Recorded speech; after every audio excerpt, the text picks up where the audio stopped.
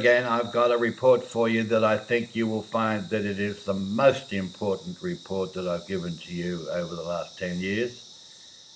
This is the most important report, regardless of whether you're religious or not religious, regardless of whether you believe in God or don't believe in God, because I'm going to be talking about the New World Order, the banking cartel, the United Nations, the NATO forces that are bombing and killing everybody in the Middle East. I'm going to be talking about the power behind them and who is the power behind them. And I'm going to show you some graphs and some charts in this report. So do yourself a favour, before you switch me off, have a look at this report with me, please. Firstly, I just want to tell you that I'm not a rabbi, I'm not a pastor, and I don't belong to any church, and I don't belong to any synagogue. But I do understand the book, and I do go through that and marry that up with. In this report, I want you to look at these charts. In this report, I want you to look at how it is associated together. We were told by the secret societies. Now, the secret societies go all the way back to Babylon. They go back to Greece. They go back to Rome. They're tied up with the beliefs out of the religious beliefs of Egypt. So don't think the secret societies such as the Masons, etc. today only just arrived in the last few hundred years. They didn't. So when we talk secret societies, we're talking about the Bilderbergs, Illuminati, the Skull and Bones, the Masons, the Fabians. All of these secret societies have one thing in common. They all button up. They're all under secret oaths. Now, the secret oath and the secret covenant that they are under. You might remember in a report that I gave to you what the New World Order has given us, part 2. I will read to you now another couple of sections out of that report, so just bear with me and I just get myself organised here. It says here, and this is the combined secret societies covenant, item 42 and the one that I gave to you: we will always hide the divine truth from them, that we are all one. All religions are under our control. This they must never know. Now, I don't care whether you're Allah, Islam, or whether you're Seventh-day Adventist, or whether you're the Church of England, or I don't care what you are. All religions, bar none, are under the control of the secret societies, who put forward a load of nonsense and a load of false doctrines, pitting one religion against the other so you'd kill each other. In item 60 of what I gave to you, it also says, their minds will be bound by the belief that we have established with them from time immemorial. False religions and corrupted doctrines, that is. But if they ever find out that they are our equal, we shall perish then. This they must never know. Now, if you want to go back into my reports, What a Mess the New World Order has given us, part 2, you'll get more details on the secret societies covenant, because it's through the secret societies covenant that the greatest hoax, the greatest lie of religions have come through and become spawning the two biggest religious organisations, and that one would be Judaism and the other would be Christianity, of whatever form you like. But I'm going to show you here that from the Bible text itself. I'm going to show you that when we go back to the original Hebrew text, that what they translated into the English, into every kind of Bible that you can buy off the shelf today, it is a lie. So just come with me on this report, and I will show you something that will probably shock you. But believe you me, you can check it out. You can do your own research and you'll find this is the truth. In several of my reports, I mentioned to you, particularly when we were talking about the bombing, the horror, the murder, and particularly when we saw the President of the United States say that he didn't need any Congress approval to go and kill all the people in Libya, for example, Tunisia, Egypt. Let me tell you, a lot of people did write into me and they said, yeah, you're right. Where are the pastors? Where are the rabbis who no one, no religious organisation is standing up against this murder and horror? Well, I'll tell you why. No religious organisation, no rabbi, no pastor stood up against them, because they are implicated in the secret society covenant. The same as the media. They are implicated because they are owned and controlled by the same banking cartel, the same criminal organisations. They are under the same control as the New World Order. And you're not going to get the truth from any of them. I couldn't understand why the prime ministers, the presidents, could stand in front of television cameras and keep on giving you, for the news items, such a bunch of lies and nonsense and get away with it. Well, now you're going to see why they do get away with it, and because they are under the control of the secret society's covenant that I've just read to you, you're going to understand now why we will not get the truth. For example, another thing that I put in one of my reports to you about the war on terror, a war that we cannot win, a war that they don't want us to win. Now, the reason for that, of course, when Bush called all of the countries to join him in this war on terror, you've got to realise that when any country signs a treaty with the United Nations and joins in with a war on terror, the word war puts that country immediately under a state of emergency.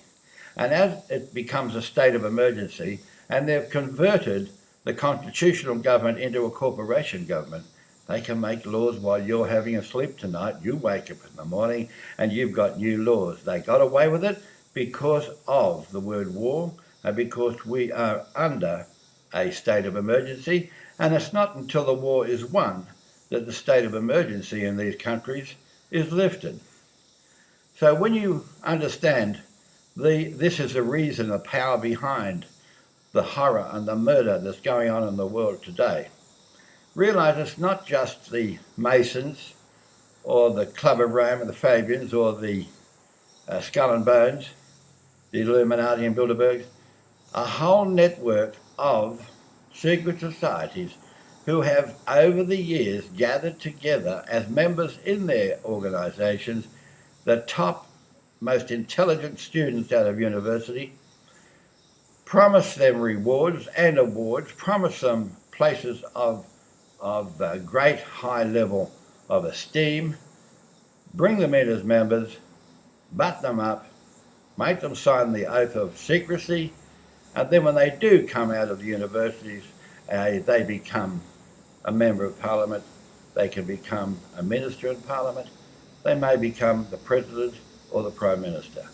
And that is the reason why these people are not tuned in to what you are looking at in the way of horror and murder that's going on throughout the whole world and will continue to go on until what it says in the old book, that the time of trouble, such as never was before the earth began. Now, I'm not talking about religion here, I'm talking about something that was given to the world in prophecy in the book of Daniel. Now, I know that all of the Christian religions, the Seventh-day Adventists, the Mormons, the Jehovah's Witnesses, might add, when I'm talking about Mormons and Jehovah's Witnesses, their founders were top-level Mason members. I might add also, too, that many of the pastors and many of the rabbis that I have met and talked with, they're members of the Masonic Club. To those people, I'll ask you one question. How can you swear an oath to Jabulon, the Luciferian god, and at the same time think that you can hold up the old book and be a representative and a servant for Yahweh, the Creator God? So when I show you this report, you will understand, even though you don't believe in God, even though you're not religious, you'll realise the power behind the horror and the murder that's going to continue until the time of trouble in this world that we've never ever seen before. Now, some of you might understand this and a lot of you may not understand this, but we're talking about the Bible prophecies, Lots of people have given you lots of interpretations of it. But let me read you a couple of verses. You go back to the book yourself and do your own research. And I'm going to refer to Daniel chapter 8, and I'm reading from the Stones. This is the Stones Hebrew version. Let me go to chapter 8, first of all, in verse 17. The angel Gabriel tells Daniel that the vision that he's referred to is for the time of the end. Now, one thing is for certain. If it's for the time of the end, and it's about a goat power coming from the west without touching the ground, and it annihilates the Medo-Persian power, and I'm going to show you maps of the Medo-Persian power, because today there's a lot of countries involved in that Medo-Persian power. So we have a story about a goat power that is going to come across from the west, doesn't touch the ground, and it's going to annihilate the Medo-Persian power. Let me just say this to you. How do you come across the whole earth without touching the ground? Probably B-24 bombers and probably stealth craft, laser craft, satellite. Okay, just put that into your mind. But it does say to you that it is for the appointed time. Now, there are 3 main appointed times in the old book. You can look them up, but it will be at the time of the end. It tells you that. Now, most of your Bibles is going to tell you this interpretation of Daniel 8 happened back in 321 BC, and it was referring to Alexander the Great. I'm going to show you that's an outright lie. First of all, I'm going to read here, the 2-horned ram that you saw symbolises the kings of Medo-Persia. The he-goat symbolises the kingdom of Greece. And the large horn that is between its eyes is its first king. And as for the broken one, in whose place 4 arose, 4 kingdoms will arise from one nation, but lacking their own strength. Now, just on that one point alone, let me tell you, the word there that's been translated into the English for Greece is Yavan. You can spell it Javan or Yavan. It is not Greece. And if you go back into Genesis chapter 10, and I'll bring up a chart in a moment or two and show you that the word Yavan has nothing to do with Greece. As a matter of fact, when this was written, Greece didn't exist. All of that area was just a lot of different hordes and tribes. Macedonians, Spartans, all the way up to Turkey. So Greece did not exist. So why did the Jews and why have the Christians followed this Jewish lie that it was referring to Greece? I'll tell you why. It puts you to bed. If you thought all of this prophecy was referred to an event that happened 321 BC, common sense is going to tell you that is not the time of the end. And I'm going to put up a chart and show you that it was not the time of the end. But what we're talking about here in this war between, and what it is between, is the NATO powers, the West, which comes across the face of the earth and starts to annihilate. And the target area is the Medo-Persian Empire, which is all those countries which I'm going to show you on the screen in a moment or two. Now, this is the chart I promised to show you, which is showing the progeny out of Noah. Noah had 3 sons, Shem, Ham, and Japheth. If you look at the son Japheth, follow the line down, you can see that Japheth is the progenitor for Gomer, Magog, Madai, Yavan, Tubal, Meshech, and Tiras. If you look at Yavan, you'll see that Yavan is the progenitor for nations such as Elisha, Tarshish, Kittim, Dodanum, Lydia, Ionians, Spartans, Macedonians, Italy, and Turkey. It'll also tell you, when you read this in Genesis chapter 10, from these the islands of the lands were separated in their lands, each according to its language, by their families in their nations. And you can easily see now that this word that is interpreted here in Daniel chapter 8, verse 20, is not talking about Greece. As a matter of fact, Yavan today represents the Western Alliance, Europe, United Nations, USA, NATO. That is who the word Yavan represents today, and that combination of people are controlled by the New World Order, the oligarchy, the banking cartel. They want total control of this area, which was the old Medo-Persian Empire, and that is why they are annihilating all of the sections of that map today. Now, this is a map of the old Medo-Persian Empire, and as you can see, it takes all the way over from India on the right-hand side, going up to Turkey, and right over the other side on the left-hand side, you've got Egypt. And if you look at the position where Babylonia is, and down the bottom where the Euphrates River, the Tigris River, otherwise known as the Hiddekel River, reaches the Gulf there, that is where Kuwait is, and that is where the vision from Daniel is supposed to have happened from.